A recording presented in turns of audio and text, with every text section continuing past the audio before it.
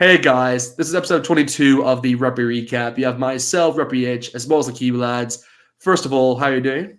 I'm doing very well, mate. Group stage matches down, quarterfinals just around the corner. There's going to be some epic clashes, and of course, some close games from this previous round, which was quite a nice surprise.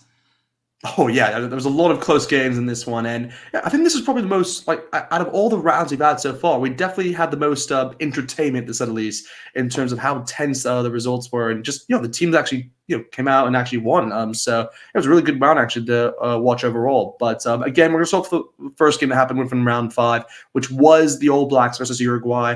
The All Blacks did end up winning 73 points to 0, which is a pretty impressive result because again, Uruguay.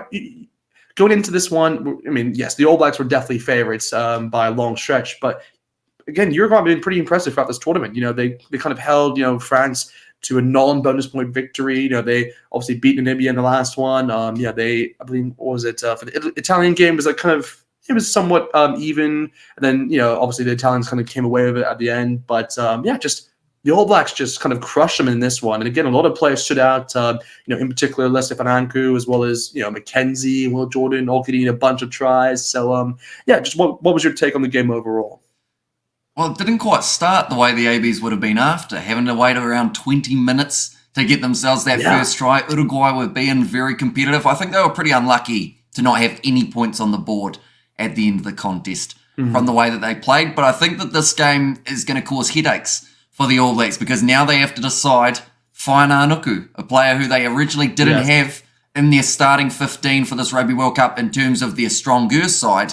Now they have to try and decide whether or not he has done enough, which I think he has, to get a chance in the quarterfinals. McKenzie at 15. Is that something that the ABs want to venture down this close to a Rugby World Cup quarterfinal up against none other than the Irish? That's going to be an absolutely awesome quarterfinal. And yeah, the All Blacks, I feel like overall, they looked better. They seem like they're getting it right at the right time throughout this Rugby World Cup competition. It's just the fact that they've made so many changes to their starting lineups each and every week compared to the Irish, who we have seen go week in, week out with around 13 or 14 of the same players, although maybe not, up against New Zealand. We've heard a few injury reports for the Irish. But yeah, overall, good solid game from the ABs. Close out their group stage, get themselves that win, and then I guess they got to watch that game, France versus Italy, with a little bit less nerves, knowing that they were the side that were already through. Exactly. And good on, obviously, into that game, which was France-Italy. The French did win 60 points to 7, so another convincing result within this group of Group A. And yeah, just again, it's one of those where, look, the Italians were really just disappointing against the All Blacks, obviously the week before, and just in this game, I kind of expected, I don't know why, but I expected them to have it, a bit lower, which I guess they did have it a bit lower than what the previous result was. But, at least not like by 60. I was kind of thinking like maybe in like the 40 range would be the kind of like the highest that the French would maybe go in this one. But yeah, no, France just kind of tore them apart. It was one of those where like all the players who even came off the bench were pretty impressive within this one. Mafana got a double for himself when he came onto the field, and yeah, I mean, Devian Pernell obviously getting 2 tries to his name, and he's now in contention to maybe break the all-time kind of Rugby World Cup try score kind of record, which I believe is 8, if I'm not mistaken. It's like 8 or 9, but I think what I saw was that if he gets 9, which obviously would break the record, he would also, I think, tie Sergio Blanco's record in terms of all-time try scored for the French. So he'd kind of tie record and also beat it. So it'd be pretty impressive to see that happen. But no, just what was your thoughts on this game? Because again, like I said, the Italians they weren't able to muster as much as we thought. Although for that to happen, of course, that would mean that the French would beat the Springboks in the quarterfinals to give them enough games to be able to do so. Is that an early prediction from yourself, Tim?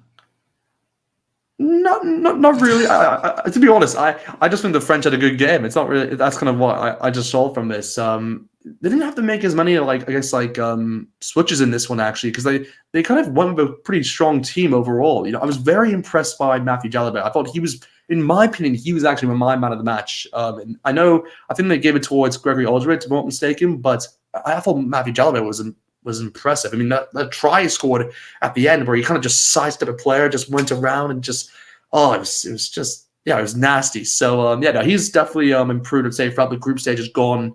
And yeah, no, he's getting into that kind of right area, I guess, well, not the right time, I guess, of the competition now when it comes towards the quarterfinal matchup against the Box. You know, he could be in prime form. So, yeah, from a Box standpoint, I'm definitely a bit more cautious of what he could bring towards that quarterfinal matchup. But yeah, was there anything? Did you have any other thoughts of this game? I think overall for France, they did show that even without Dupont, they can be effective. And I think that that's still that big question mark of whether or not he will be playing in that quarterfinal. I think he's got some sort of appointment on Monday, from what I've heard, which will determine whether or not he is able to play. But for France, I mean, Luku, I thought, did a decent job.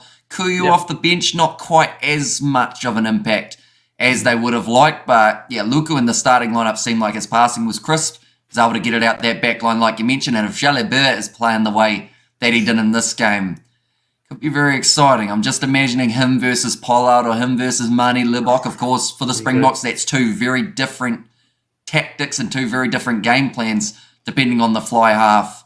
But this midfield combo for France at the moment, Jonathan Dante and Galfico, I'll be honest, it's not lighting the world on fire, I don't think.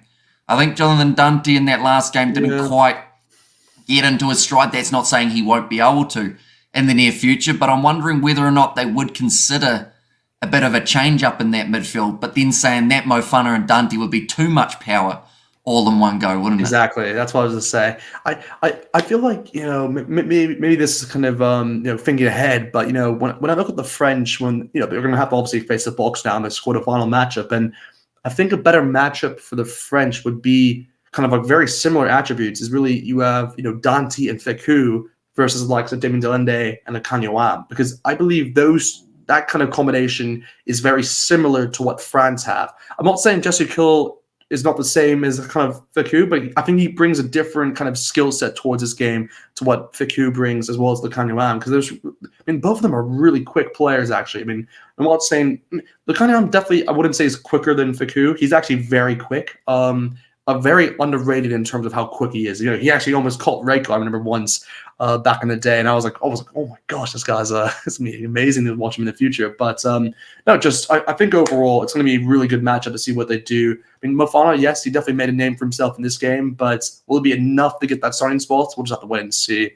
But again, we'll move on then towards the next game, which was Wales versus Georgia. The Welsh were victorious in this one, winning 43 points to 19. So again, it's a convincing result, but the Georgians, they definitely, held their own. They got a few tries in there and kind of demonstrated once more that they're not a team that you can kind of beat easily. They're a team that kind of, is always in the contest no matter what. And I mean, they have a lot of great players in there, actually, that I'm looking forward to see just for the future now. I mean, what was your thoughts on this one? Yeah, Georgia seemed to still, to their credit, they improved on what we had seen in the past in terms of that lack of try scoring in certain games. Like, they were able to push the Welsh.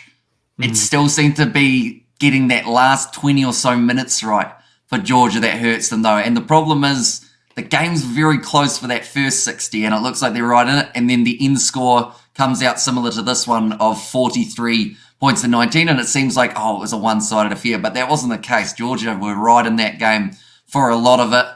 I mean, I can't say the captain stepping up big time for the Georgians, but for Wales, building some nice momentum as they head towards the quarterfinals, where they will be taking on Argentina. I have a fun fact for you, Tim. Good. In the quarterfinals, it is going to be 4 Northern Hemisphere sides versus 4 Southern Hemisphere sides. Yep. But the stat on top of that is every single one of the Northern Hemisphere sides are currently undefeated in this Rugby World Cup, which means that either there's going to be a lot of winning streaks continue, or there are going to be a few winning streaks that are caused an abrupt ending. And I feel like this Wales-Argentina game is such a hard one to call, because watching Argentina play Japan, that was one of the best games, I believe, of the weekend. And I mean, there were quite a few contenders for this weekend. Oh, for sure. That's with the thing. Some of the results. I would normally just say that was flat out the best game, but there is actually a lot of contenders in this one. So I have to be a bit more careful, obviously, when we go towards the end to kind of do the whole kind of roundup on that sense. But yeah, was there anything else from this game that kind of got your attention, or was there not really much else you can kind of send that point? I think Costello did all right at number 10 for the Welsh. And I mean, not having Dan Biggar and not having Gareth Anscombe, even though they did have Biggar off the bench, but he wasn't needed in the end. Exactly. So I feel like Costello Yeah. did exactly what he needed to, which was give those guys the rest. Anscombe, I believe it was some sort of leg strain, I think hamstring, so he should be all right He should be for okay the next for contest. And then Dan Biggar as well, of course, having him back in the lineup to fire up the boys. He seems to be doing that quite a bit lately. But yeah, Wales, they'll be happy enough. I predicted them to finish top of the pool, and I have no idea why I did that in the original predictions. Yet it's actually worked out somehow. Done well. Like on that point, do you think like between Biggar or Anscombe, who's going to get the starting spot now? Because it's been interesting actually. I'm not saying it's similar. It's going to be a similar, I guess, as heated of a debate compared to maybe the Buck one, but or maybe even maybe the All Black one if you want to consider maybe not 10 but 15 spot. But what's your take on this one between Biggar and Anscombe? Like, who do you think will get that spot? I think they'll still give it to Dan Biggar, and injury, of course, will play a big factor in who gets the start and who maybe comes off the bench. But yeah, I think they'll go with Dan Biggar because of that little bit of extra experience. They would have been building it around him. Anscombe having that phenomenal game probably was something they didn't expect that they'd have now in contention. But I think Anscombe off the bench, Biggar in the starting lineup, be a very good combo. And the question mark now, of course, for Argentina is, do they go with Nicolas Sanchez or do they go with Santiago Carreras after his last performance up against the Japanese? I feel like there's two fly halves in contention for both sides.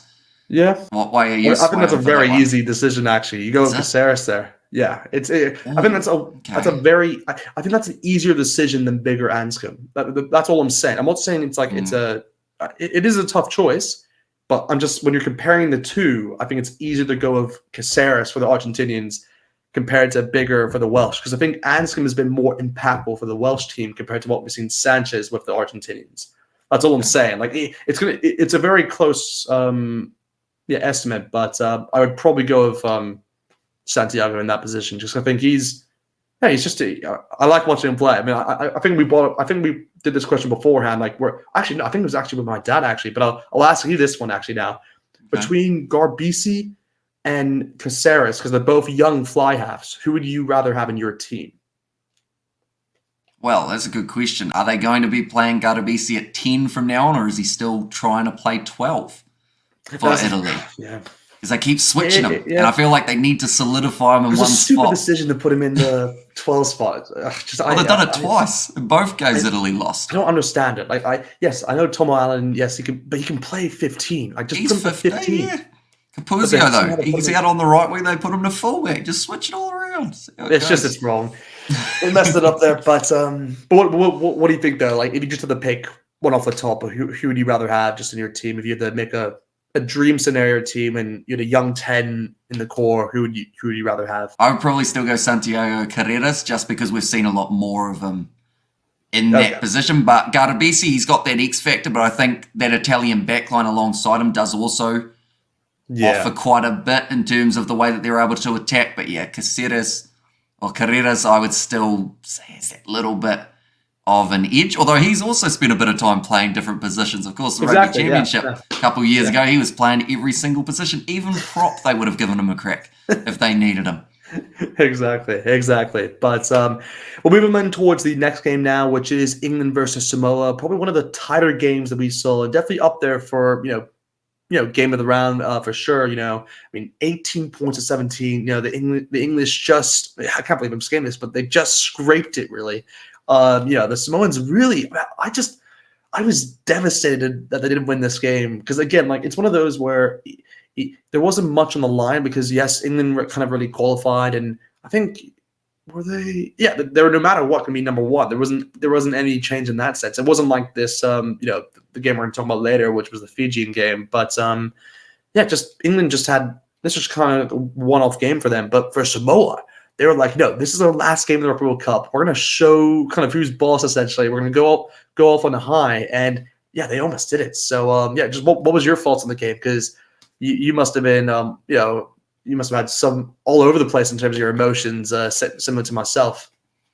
Yeah, although sleep deprivation will do that to you, won't it? But The Samoans, there was a chance that they could have automatically qualified for the Rugby World Cup in 2027, just narrowly missing out by that 1 point. I think overall, it was a scrappy contest. Both sides didn't look great, but they also still had their moments where it looked decent enough, if that makes sense. Like England, they won't be happy with that performance heading towards the quarterfinals, because people were talking about the Fijian game, which of course we will mention later on, how they didn't look too flashed up against the Portuguese. But then England didn't exactly breeze their Pacific Island opposition here in the Samoans. But Lima Sopawanga at 10 seemed to offer quite a bit more throughout this game than Christian Leliafano. Also a few other selections. Nigel Wong out on the wing, brilliant choice. Should have been there last week, I believe, rather than Lamb. But yeah, someone else who stepped up, Duncan Pai'o, which I was pretty impressed about for the Samoans, seeing as he had been a little bit out of form. But Owen Farrell, George Ford, same backline, yay or nay? I'm at the moment in a nay. I'm in a nay as well, I'd say. I'm a nay.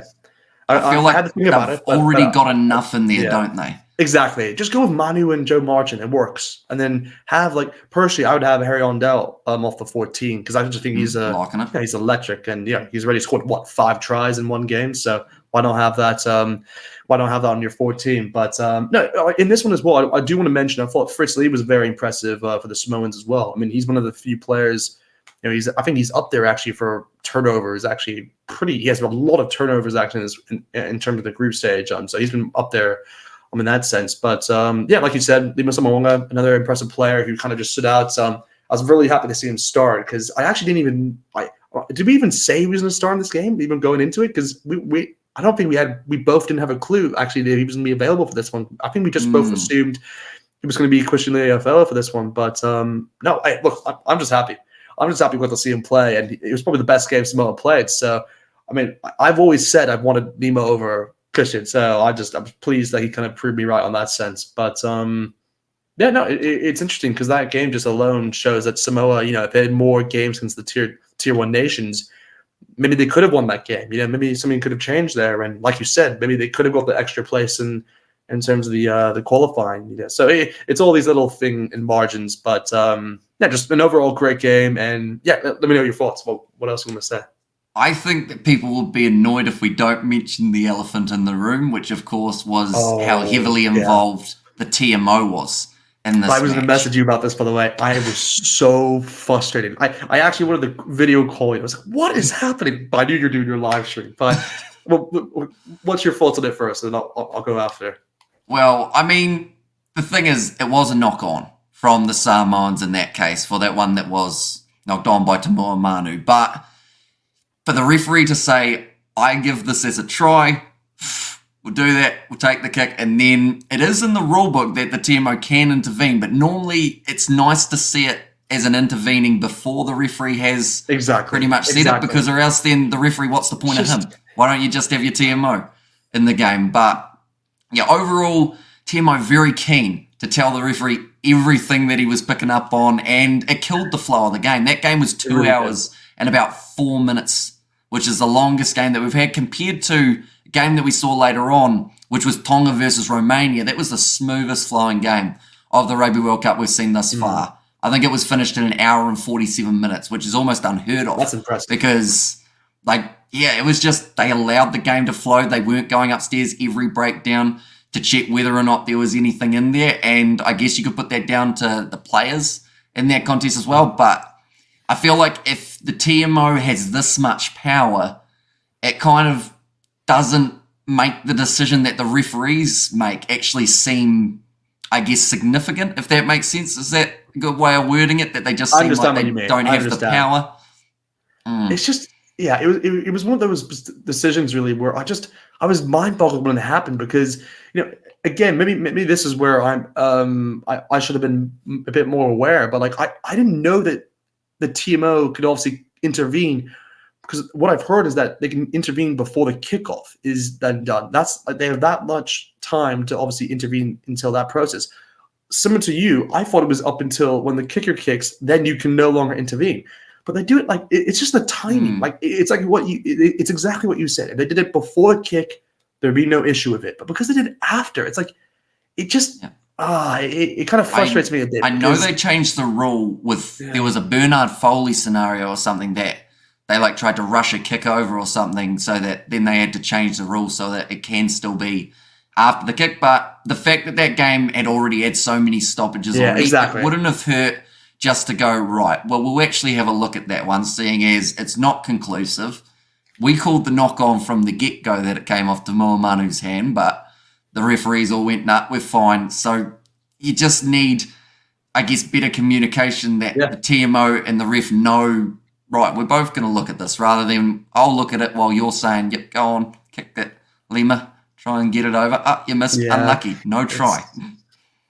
No, it's bad because, again, this is where I'm going a bit off topic here in terms of like football, but like, when you have VAR, which is obviously it has so much controversy in terms of the world of football now, and then this little TMO decision obviously kind of just it kind of gave me kind of a hint of what I see within football, and you don't actually want that from a refereeing point of view because the TMO is actually pretty good actually most of the time in rugby, and it actually gets praised from other sports and how other sports should look at the TMO and how kind of accurate it is and how they take their time going over the decisions, and it's communicated both to the sets of captains. Like, it's actually a good structure in terms of what they do, but like, just they got to. I don't know. It's one of those decisions where just got to work on timing. But other than that, at the end of the day, it was the right call. So there's not like there wasn't any bad thing that came out of it. But just timing. That's all. That's all it is. But anyway, we'll move away from that game now. Moving on towards the Ireland-Scotland one, which was a resounding result, really. But again, the Scottish did come back into it. But it was 36 points to 14. It did look like it was one-way traffic for most of the game. But again, I think the Scottish came back in, I think it was at the 60th minute, like somewhere around there. They scored 2 quick tries. I think it was that second try they scored, which was pretty impressive, actually. I think it was Ali Price with that second, where it was like, I can't remember who did the dummy, but I think it was Ali Price who got the try in the end. But I was like, whoa, it's a good try. But again, I'm talking about the Scottish here. When we actually be talking about the Irish, like they got off the board.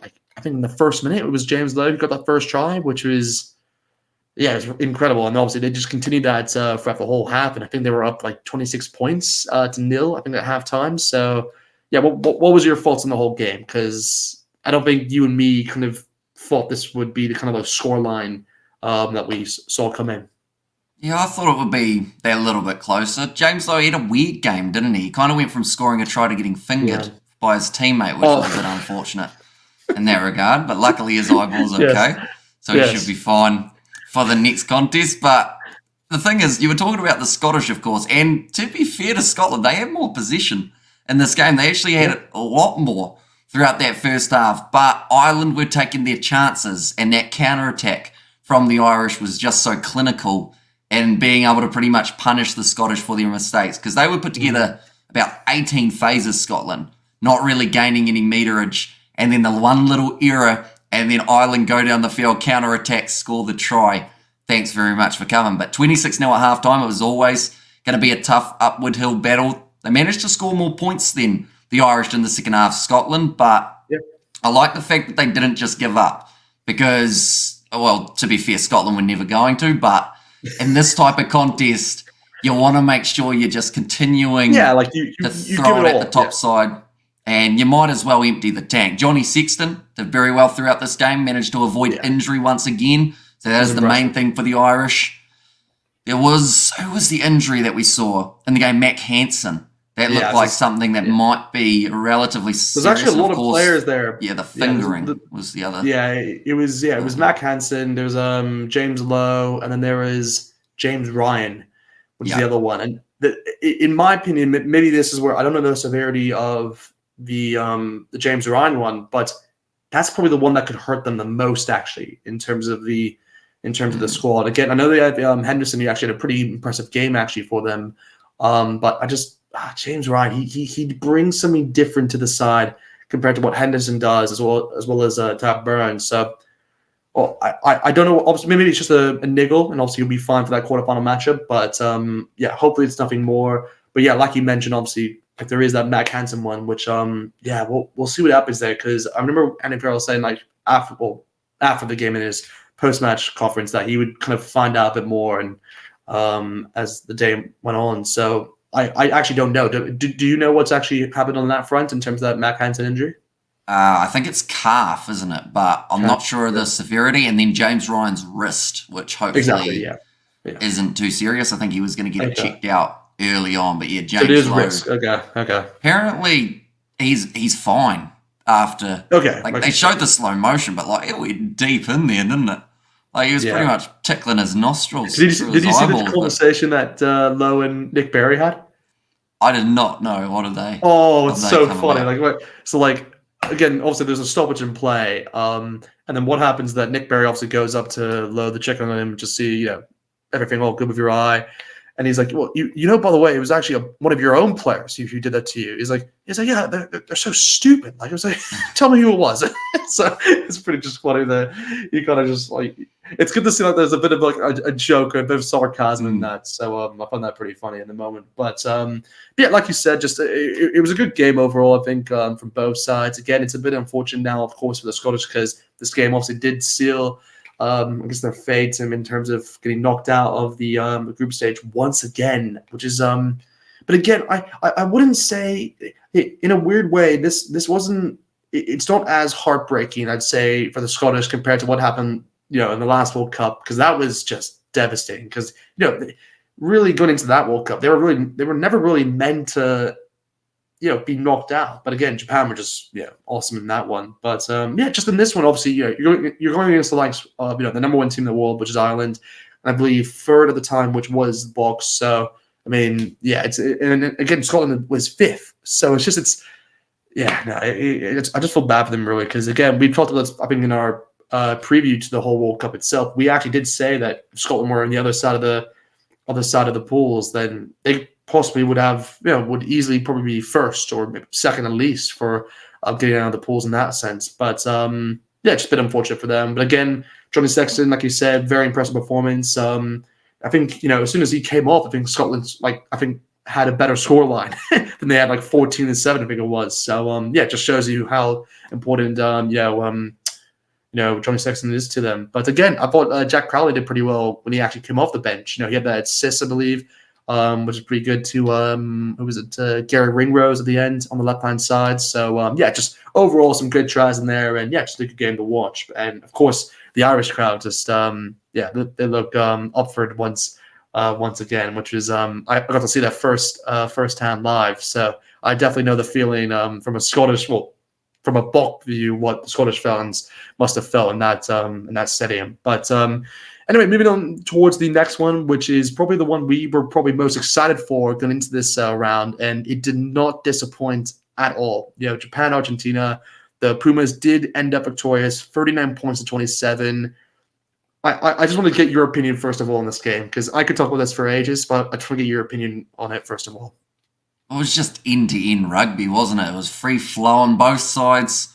The problem for Japan was any time they scored points, they couldn't stop Argentina from then scoring points. So every time that they got themselves one, it was just a follow-up from Los Pumas. First of all, Amato Fakatava, what a try down that wing. The chip and chase, the man forgot he was a lock and just decided to run it in as if he was a back. But the thing is, in the setup of that, it was actually Kazuki Himeno to Michael Leach. So the whole forward pack were playing as the back line. And brilliant pace shown by Fakatava. Oh, I just love it. He held it. Like, he literally held the ball. He was like Sonny Bill, but like he was even more built than Sonny Bill. It's just like, it's hard to do. So just for him to run with the ball, to kick it high in the air, the bounce lands perfectly for him, and he just snatches it. Oh, that just slams it down. I was like, yes, that's a try. Like, that's a try. I was just gassed for him. But again, like you said, in this game, just the Japanese just weren't able to kind of, whenever they got the try, the Pumas would just strike back. And I just felt bad for them because, again, the Japanese actually played pretty well in this game. They didn't actually have a lot of bad moments in this. But definitely one thing I do want to mention, though, is that the reason why it went so back and forth was because both teams didn't know how to get the ball from a kickoff. They literally they could not catch a ball from a kickoff, and every single time it'd just be a scrum to the opposing team, or so it was just one of those games where, like, I actually, in a weird way, I was actually hoping that the team from the kickoff who would receive the ball would mess up, so that it would allow the other team to come back or would score a try. So maybe that's a bit weird to say, but it was so end to end that I really enjoyed the game. And who are the players that you thought stood out in this one? Because there's definitely a few, but who's kind of the first one that comes to mind for you? Straight away, Mateo Carreras for the Argentines. I felt like most of his tries, like, they weren't really run-ins either. He had to work for them, get through those gaps, which was pretty impressive from him. Emiliano Boffelli, I felt, was pretty strong off the kicking tee. We didn't see a huge amount of him running game-wise, I don't believe, throughout this game, but maybe that was just because the ball wasn't needing to go that wide before the line break or anything. Game Shocker Perez at number 12, I thought was very strong for the Argentines as well. For the Japanese, like I mentioned, Bakatara, of course, would get that notable mention. Other than that, I mean, Michael Leach and Kazuki Himeno were both workhorses throughout that contest, as they were always going to be. But I think the momentum shifted when that yellow card came for Japan, and that was when Argentina, it was just that little half edge that they needed to just keep themselves far enough ahead. It reminded me a little bit of Argentina versus Samoa, how once Argentina had that bit of a lead, then they just kept on slowly just increasing the points up. And No, I agree with that. It was one of those games where I mean, a lot of the Pumas really stood out in this one. Like you said, Caceres was brilliant. That I think it was that third try he got there, still kind of his hat trick, where he somehow sidestepped into two players and just ran through them and just bulleted it. And then obviously scored that. I was like, and then of course the one before, which was kind of an easy step, but because the one player was just rushing out from the other side, trying to get him in the last second. He just hold the feet and just move forward to the other direction and go.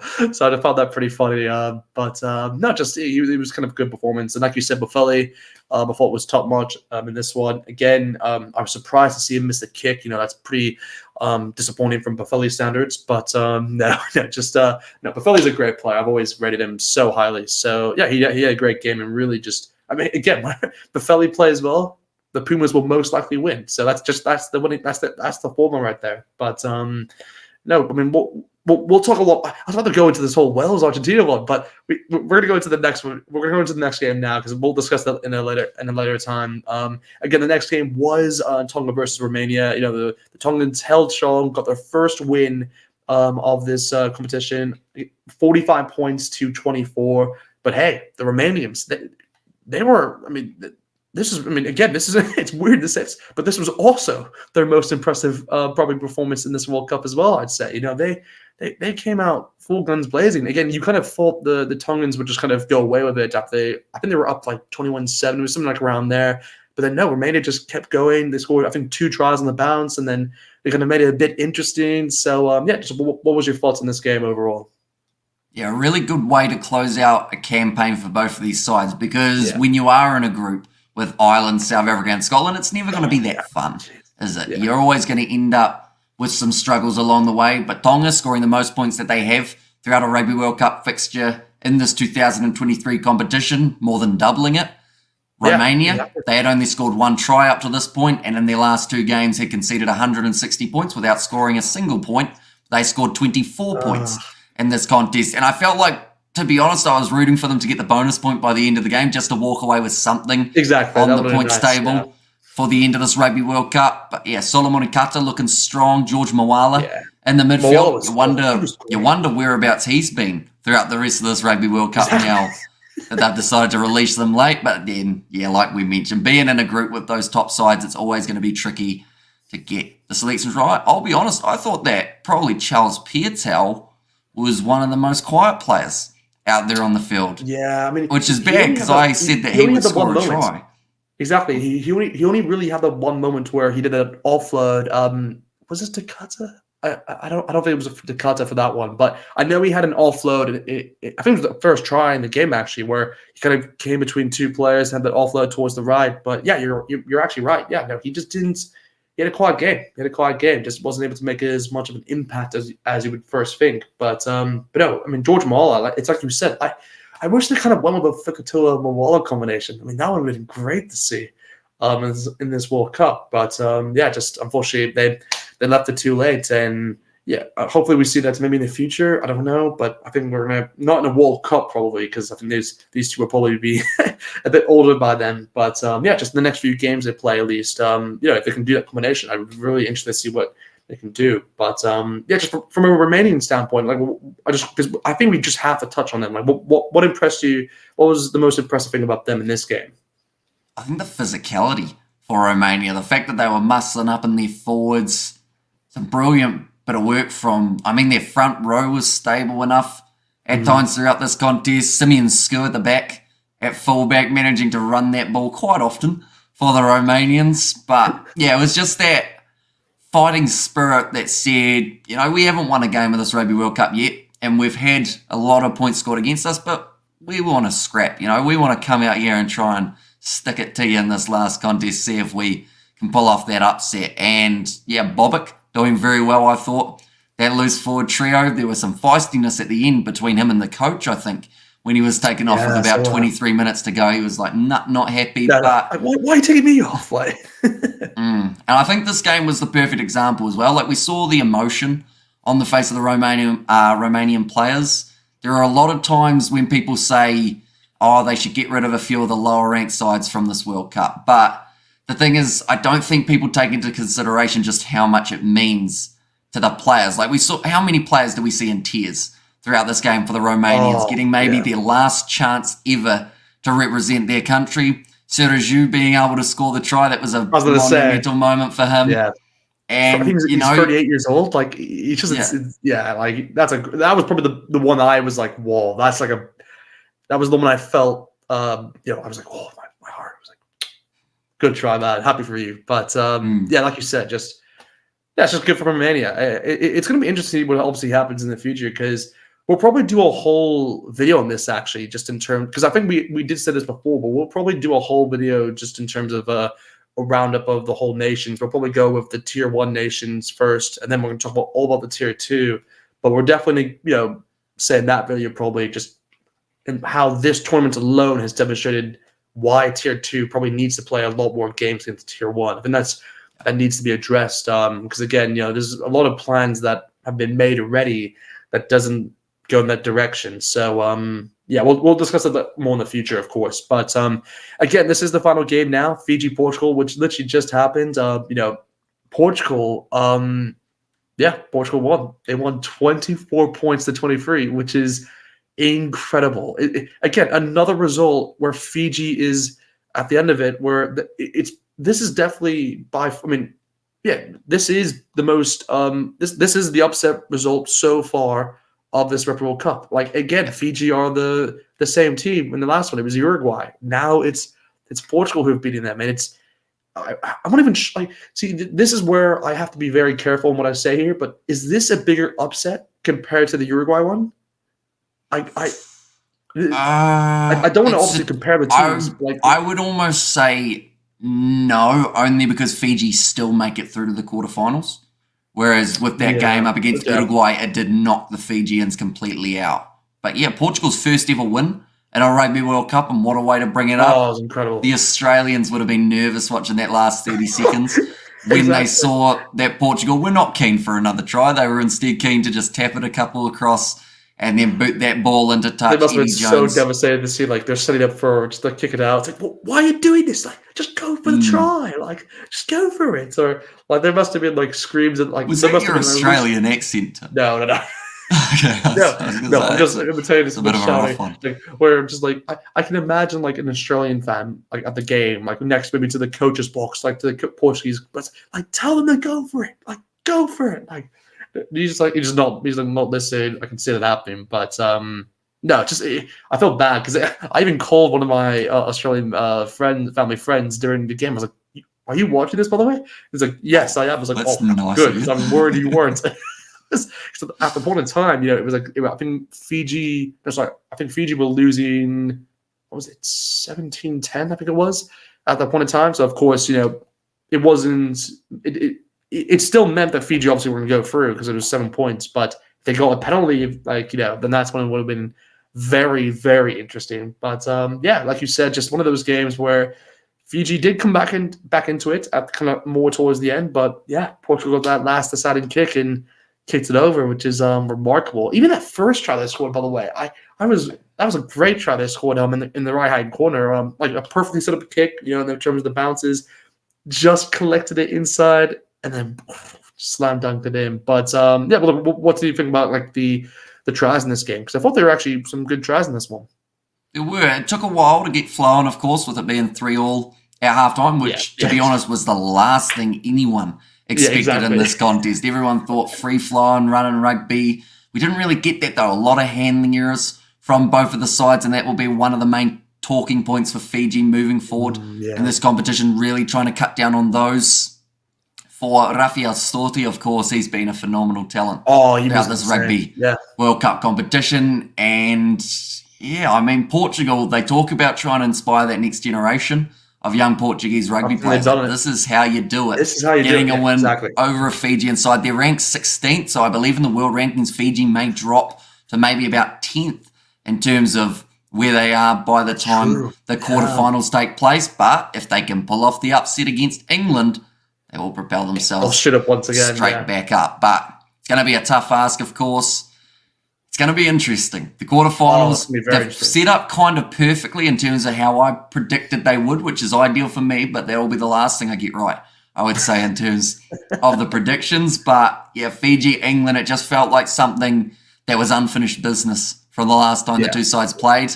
Now we're going to get to see who bounces back better, because I know England won that game up against Samoa, but in their eyes, I think they'd still consider that as a loss just with how the game did go.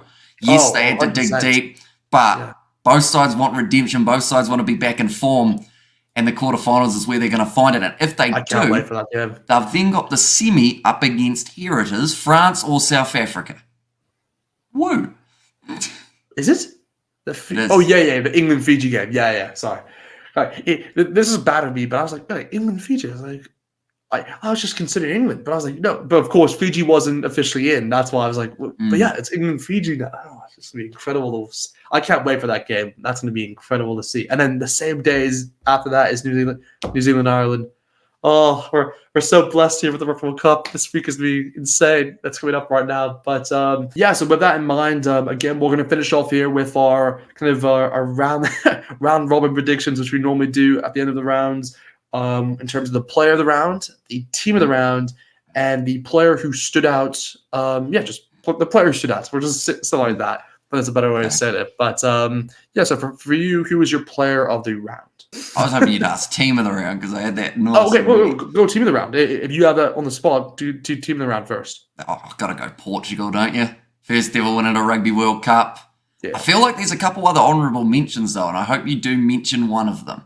So I'll leave it up to you now. Who is your team of the round that you would go with? Yeah, look, I'll be honest. I actually do want to say Portugal as well, but to be fair, the other two who I was kind of impressed by was either Samoa or I would say Argentina. There were the two sides that kind of caught my attention, but honourable mention to the Romanians. Romania. No, I just can't. I can't say that. In my head, I was going to say Samoa just because I thought they're the team that kind of I just felt so just not disappointed. That's the wrong word. Just really just heartfelt for them. Really, in terms of that game, I really just wanted them to win it at the end of the day, and I just it got snatched at the last second. So for me, it may feel weird because they just lost at the end, but they were my team of the round because I thought they were just so impressive throughout the game. And I mean, I think if you ask any England fan, they'll tell you that Samoa were the better team on the day. So yeah, for that alone, they're my team of the round. But yeah, in terms of the player of the round, do you have your player in mind now? I'm slowly deciding. I mean, Mateo Carreras is a good shout, of course, but then saying that, he wasn't the only player who got a hat-trick. We also saw Fine Arnold could get one. Yeah. And Lewis Rees-Zammit managed to score one up against the Georgians. I will go Mateo Carreras, though, mainly because it was the opposition caliber that he was able to get his hat-trick against that I'm going to base it off a little bit more on. So, yeah, I'll go Mateo Carreras. That's smart. I mean, I hate this. You and me are so similar in terms of the way we think. Because I wanted to say Boffelli, but I just thought it's a bit wrong of me going from for the same from the same team here. So let me just quickly That's look at why the you other got to go teams. first. Yeah, see, I hate this. You get there. You know what? I'm just gonna stay to what I was gonna go with before. I'm gonna go with Buffele because I feel like I gotta say. I gotta go Buffele. Look, okay, I'll say this: if there was another player who impressed me in this one, I thought Hugo Keane was really impressive for the Irish. He's one that I thought stood out. So yeah, well, I'll say him. You know, he's probably the one, my player of the round because there's a lot of Irish players you normally stand out, and you probably go with what Sexton or Bundyaki or there's a lot of players you normally mention before Hugo Keane, but I just thought he was really impressive. Kind of on the high ball, got a try for himself as well, and yeah, just was able to kind of just be kind of like the creative link, to say the least, throughout that Irish back line. So yeah, he's my player of the round. In terms of the player who just stood out, for me, I'm just gonna go with Fakatava just on that try alone. He just stood out in that one moment, and I was just gobsmacked in terms of what he was able to do in that moment. So for me, he's definitely the player that stood out for this round. So what's your player of the round? Oh, well, not player of the round, but the player that stood out for you. Well, if we had the old wording of the player who we didn't think was going to do well that did Exactly, do well, yeah. that would fit perfectly for the guy that I've gone with here, and that is Duncan Paiola. Mainly because after his last performance, I thought that he maybe shouldn't have even been in the starting lineup. Perhaps should have gone back to the centres rather than fullback. But in this game up against England, he stepped up, getting himself 113 metres carried, 3 offloads along the way as well. But yeah, overall, a very good performance for a player who seemed so out of form last week to now come back, have the performance that he did. That is why I go with him as the player who we didn't expect to do well but did do well award. Great. You'll be happy to know, guys. This will be the last time we're doing that award. So we'll change it for the knockouts. But anyway, guys, hope you guys enjoyed this video here. Make sure to like the video, subscribe to our channel, check out our respective channels. We will be both posting content for the quarterfinals, so make sure to check out both. And yeah, we'll see you guys next time.